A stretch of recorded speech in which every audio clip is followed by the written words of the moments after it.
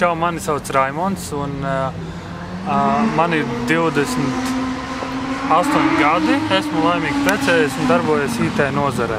Man ļoti patīk dažādas lietas, izaicinājumi skriet un patīk sportot un patīk dzeja mazliet un arī interesē Imants Ziedonis pēdējā laikā.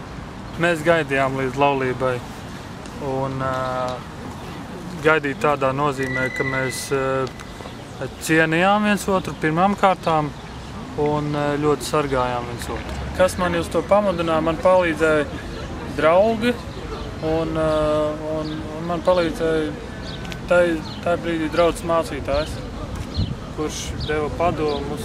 Jā, tas bija ļoti grūti, jo baigi jau gribās, saprot.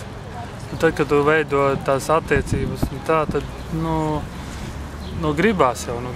Tas jau tā iedzimts, vai ne? Vai mums seksā saskan? Protams, ka saskan. Ja tu esi mūžīgs, tad saskanēs. Un ja tu esi sieva, tad saskanēs. Protams, ka saskanēs. Tas ir tikai mīts.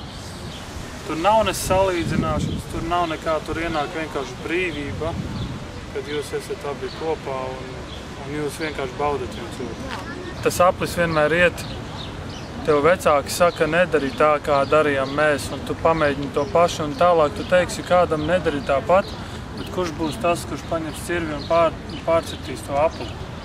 Esi džentlmenis, cieni cilvēku, esi skaidrā prātā un negulies ar meiteni gultā. Ar to brīdi, kad tu izlemi gaidīt, arvien skaidrāk un skaidrāk tu saproti, ko tu vēlies. Nemeklē īsto, bet esi īstais.